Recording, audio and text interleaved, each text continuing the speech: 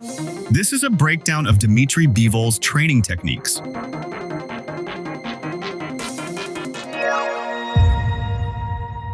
Hello everybody, welcome to Boxing Science. In this video, we're going to be trying out the unique training methods of Dmitry Bivol.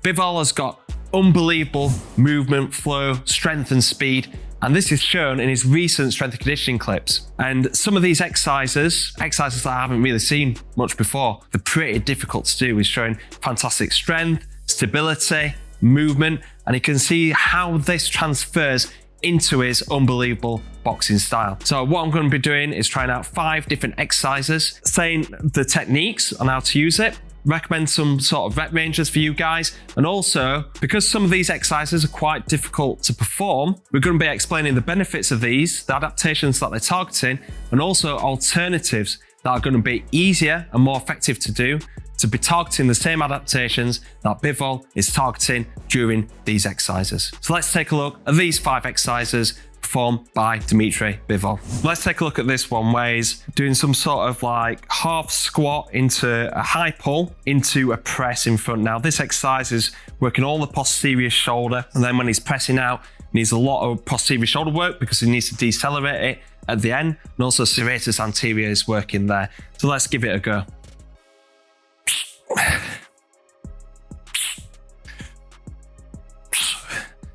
So we're going to start off in a little bit of half squat.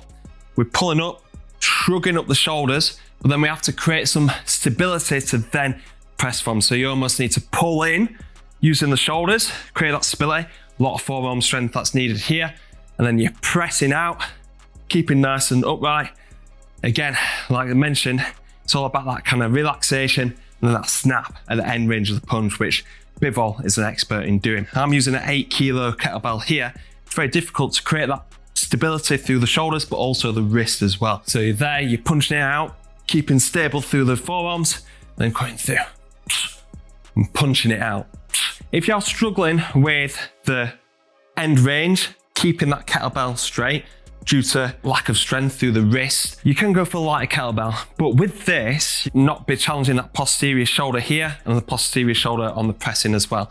So a simple thing to do is to just use a dumbbell instead, and then that's going to be a lot more stable around the wrists. You're adding like a little bit of tension through the wrist flexors and extensors through the arm, but it's going to be a lot more stable using dumbbell, and you're not sacrificing the load. 8 kilo kettlebell, I think that'll be great, and start moving up from there. If you can't do it with 8 kilo kettlebell, just do it with a dumbbell.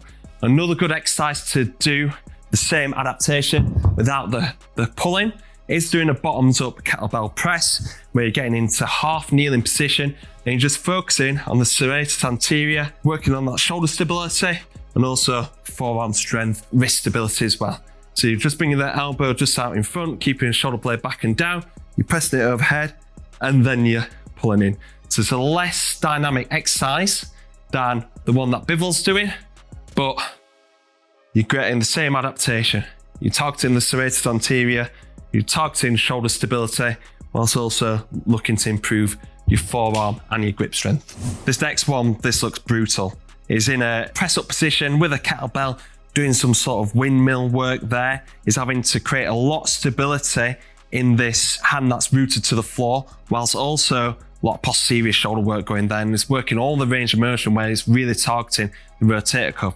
Talking about the upper limb here, it's also brutal on the core. He's staying really stable during this exercise. As soon as he's going out and wide and having to create some sort of strength through the posterior shoulder, the core is having to work at that same time. So this is targeting posterior shoulder strength and stability, whilst also targeting core strength and stability as well. Fantastic exercise. Let's give it a go. Gearing myself up for this one.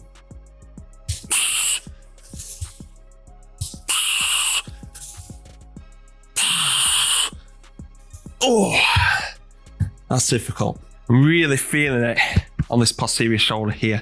I'm having to really engage the posterior shoulder muscles, my lats, to pull that kettlebell around. I'm also feeling it in this posterior shoulder here to create that stability, and also in my core. Bivol, a lot stronger than me, is able to do it with his feet about hip width apart. I've had to take my feet a little bit wider to create a little bit more stability. I'm pushing it overhead, keeping this scapula engaged, bracing my core, belly button tucked in, and I'm pulling it around all the way to there, and then pushing it back, keeping contact with the kettlebell, with the floor. And when I'm here, this is where I feel it the most. When I'm there, pulling it back. I'm utilizing my lats to be able to pull it back. And I'd go for about 6 to 8 reps on each side. If you're struggling with this exercise, again, you can lessen the weight. I'm doing it with 8 kilo kettlebell now. I find it quite difficult. What you don't want to do is sacrifice the weight load too much.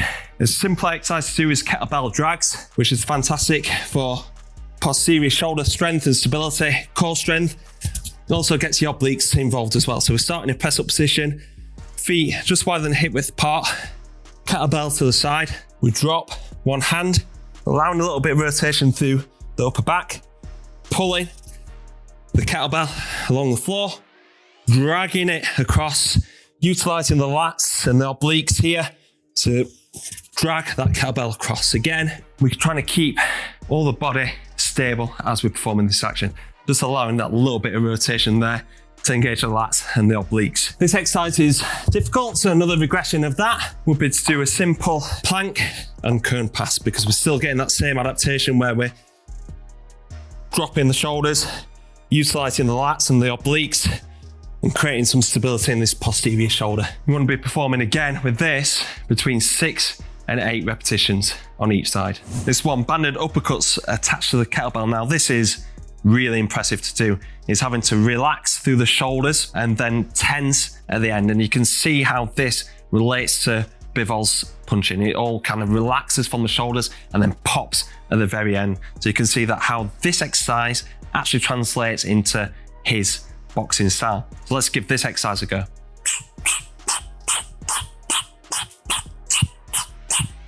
That is an underrated exercise. I probably can't demonstrate that as well as I should. You can see that Bivol's feet are quite planted and it's a lot going through rotation.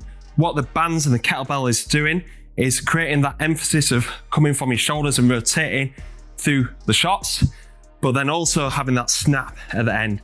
You can't be tense going through this, else it'll create too much movement in the kettlebell, as you can see. So with this, you're having to literally tense up and then snap at the end. Tense, tense, tense, tense, tense, and have that rhythm. So you're keeping that kettlebell. As soon as you lose that rhythm, that's when the kettlebell starts moving out of control. So to be able to get more rhythm in your shots, get that pop from your shoulders and have that snap at the end range, this is a really good exercise. If you're looking to just primarily focus on uppercut strength, what would be good is to use a banded uppercut where you're loading up through the hips and then grabbing a band, then just focusing on driving through the hips all the way through, and then that snap at the end range of the punch. If you're looking to actually condition and looking for strength endurance uppercuts, doing like a 30-second burst within like some sort of circuit-based activity would be good. So this is something that's part of our Red Zone Circuits plan, where we're just literally saying to fast uppercuts for 30 seconds. So this is a technique that's been used across many different champions, including now Inoue. So now we're looking at like a prone hand elevated hold. You're starting in a T position, which is going to be really difficult and really straining at the posterior shoulder muscles here. And then it goes into an I position, a prone elevated hold, which will be a little bit easier for people to do, targeting the traps and the core. Going into that Y position shows fantastic strength and robustness of the shoulders, but it's quite difficult to do. So let's take a look at how you can do this and also some easy alternatives so you can get the same adaptations as Bivol's targeting here. I'm gearing myself up. I've got no chance. Absolutely no chance. Try it with my feet a little bit wider. Oh, that's difficult. It's relying on a lot of like posterior shoulder strength and stability, which not a lot of boxers have. So fair play to Bivol for being able to do this. I'm creating myself a little bit more stability through my core by just taking my feet a little bit wider. But then that is still quite difficult. So if you just kind of bring it in and have that same action there, it's challenging for the core and I can really feel my posterior shoulder. If you do it too wide and it's too strenuous, even though that you can perform this exercise, you might be starting compensating, especially through this internal rotational and humeral head, shrugging up the shoulders or dropping the hips too low. So you want to make sure that you're doing a regression of the exercise to be able to achieve the adaptation that you're targeting. So this is primarily posterior shoulders. So instead of going all the way to the floor, I'd probably start in a press up position, set my hands a little bit wider to see what I can do. Going over into hand elevator position at the top. Really feeling my shoulders, really feeling my core more on this one. And that's a more achievable exercise to do. Now, I'd go for that hold, probably about 10 seconds on each, a 20-second repetition. If you're struggling with this, just doing that kind of posterior shoulder work will help you. T-raises, everything like that, that's going to be a lot more achievable for boxers to do.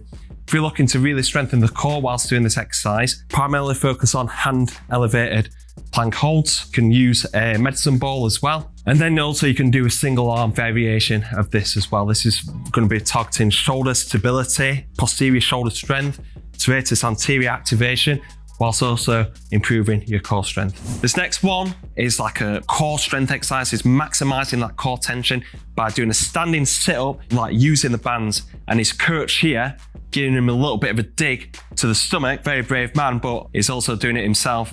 He's demonstrating it with Bivol, punching him to the stomach. So with this, it's probably just that little dig to the stomach is just to make sure that bracing the core. It's not necessary for like kind of improving your resistance to body shots, but having like a little tap there will help increase that tension going through the core whilst doing this exercise. What's good about this exercise though is that traditional core training for boxing often has like large rep ranges, large volumes of work, doing it under like time constraint.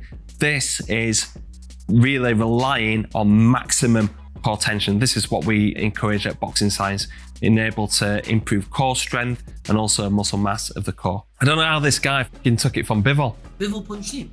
Bivol punched him. Why did Bivol punch him? Didn't it be the exercise for Bivol? Yeah, but then he was saying, oh yeah, I can do it. So he was like practicing what he could preach. Okay, let's go. Oh! 2, 3, 4, 5. Oh.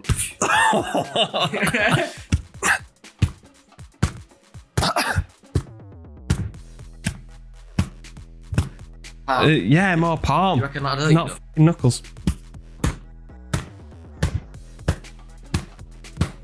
Right, I can't do any more of that. So basically, it's getting here in a split stance, going down, creating maximum tension on and off. And this is really good, again, for Bivol. Boom, boom, maximum tension, relaxation, then tension again.